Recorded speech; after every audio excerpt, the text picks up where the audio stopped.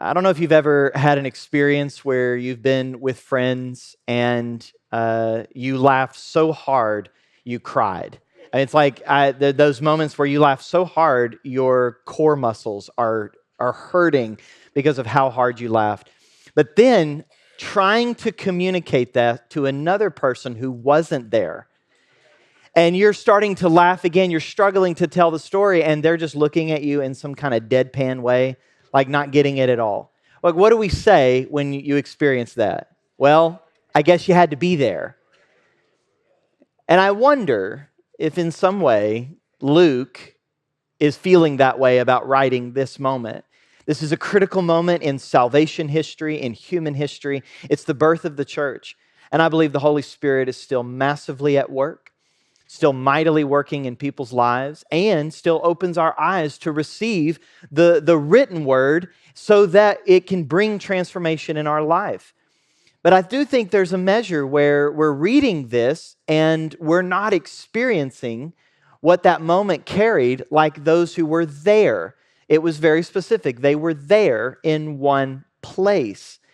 And so to a measure, I think that place and proximity matters. And it matters who we are with, who we belong to, and how we are together, the kinds of relationships we develop in these kinds of places. I don't know if you've ever struggled to feel that sense of fitting in or trying to find what you would call your people. When you experience things like this, I wonder if, to maybe be a little snarky about this scene, if this were being streamed online, I wonder how many people would just simply be watching one of the most powerful events in human history versus experiencing it. And that sometimes is what we think our digital connectivity. We're connected to things going on all around the world, and we have the ability to watch certain things. But what are we experiencing? And the same would go for the church and the people of God. Many times we find ourselves watching what's going on instead of experiencing what God has for His church. And that's why we're talking about what it means to be an analog community.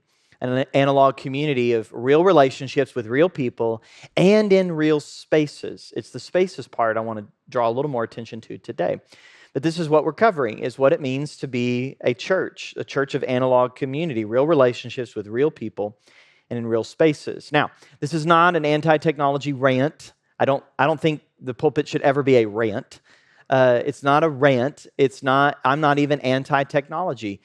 Technology has its place and digital connectivity has its place. But at most, it should be a supplement, not a substitute for analog community.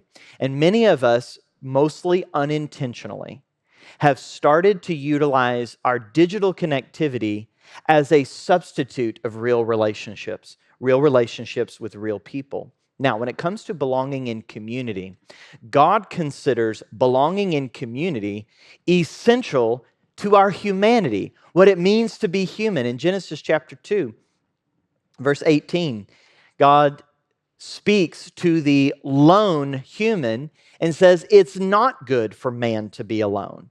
So what it means to be a human is connected to relationships, to belonging in community.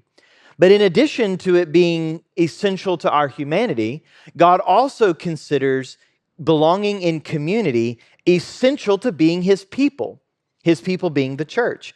In 1 Corinthians 12, verses 18 to 20, the Apostle Paul writes this, "But as it is, God arranged the members in the body, each one of them individually, as He chose. If all were a single member, where would the body be? As it is, there are many parts, yet one body." And so here's what we know. God considers community essential. We know that. We know that from Scripture, and I only gave you two. There are dozens more. God considers belonging in community to be essential. And here's what I wonder. Why do we consider optional what God considers essential? And that's our challenge. That's the challenge I'm bringing before you in this series, is the essential nature of community when our natural bent for so many of us is to consider this optional. And part of the marks of the early church was a togetherness.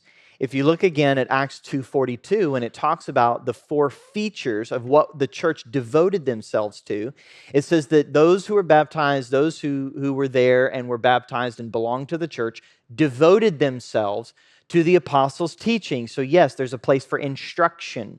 There's a place for the ministry of the word, but also the fellowship, the breaking of bread, and the prayers. All four of those were markers of belonging in community. You don't break bread privately over digital spaces. That's something you're doing around a table. You're doing together. And the word there, fellowship, it's used and sometimes overused in church language, but it speaks of a relational intimacy, that was a feature that identified the uniqueness of the early church, fellowship. And it's these kinds of relationships, these kinds of community belonging that God utilizes to transform us. Again, these are essential to who we're becoming. But here's the thing I want to stress today. Belonging is not one-dimensional. Many times when we hear the word belonging, we're not thinking in a wide panoramic view. We're thinking one-dimensionally. We're thinking about what it means to fit in, or what it means to find my people, or what it means to be accepted, or what it means to have friends. And have you ever felt pushed into relationships or pushed into spaces you didn't want to be? Many times the church, this church included, has, with a noble intent, to foster close belonging in community, and will use phrases like, we are a church of small groups, not just a church with small groups. And one of the primary ministry mechanisms for relationships is small groups. And so many churches, ours included, will try to bring people into a sense of, into small groups. And for some, because belonging in community has a powerful transformative effect, that God uses these relationships in His church to transform us. It's not just something that happens independently or personally, it also happens in community. And because of that, we want to fulfill that, right? We want to foster environments and nurture systems and processes that help people encounter God in real transformation, and that will happen in relationships. And so what do we do? We foster small groups. And small groups, we call them life groups. Life groups have been essential in many people's lives, that have been powerful. The real relationships that get connected in that environment, the real connectivity that happens, the real belonging has been pivotal in people's engagement into small groups. For others, it feels like forced friendships. Maybe you could even call forced relational hell. Because there's a sense where spaces, physical spaces, can either reinforce relationship or betray relationships. Okay, let me give you an example. About 9 years ago, a group of us from the church, staff members, had gone to a conference in another state, and we had flown back. This was in July, okay? This was in late July that year. We had flown back, and we all had parked on the same level at the parking garage. And so when we get out, we get into the elevator to go, I don't know if it was 1 or 2 floors, I can't remember, in the elevator. And so, the sane among us were like, hey, we should probably distribute the weight a little appropriately, because there's like 9 of us. And they're like, no, come in. And so we all cram, because we think, oh, what's 1 or 2 levels in a parking garage in an elevator? Well, turns out something happened and the elevator got stuck. And after a few minutes, it was fine. But around minute 20, stuck in 105-degree July heat in a parking garage elevator, some people were having the time of their life. Pastor Landon, who's an extrovert, is like, guys, is this not the call of God on our lives? Is this not what the scriptures speak of friendship and relationship? And others of us, the introverted among us, felt like this was literally a forced relational hell.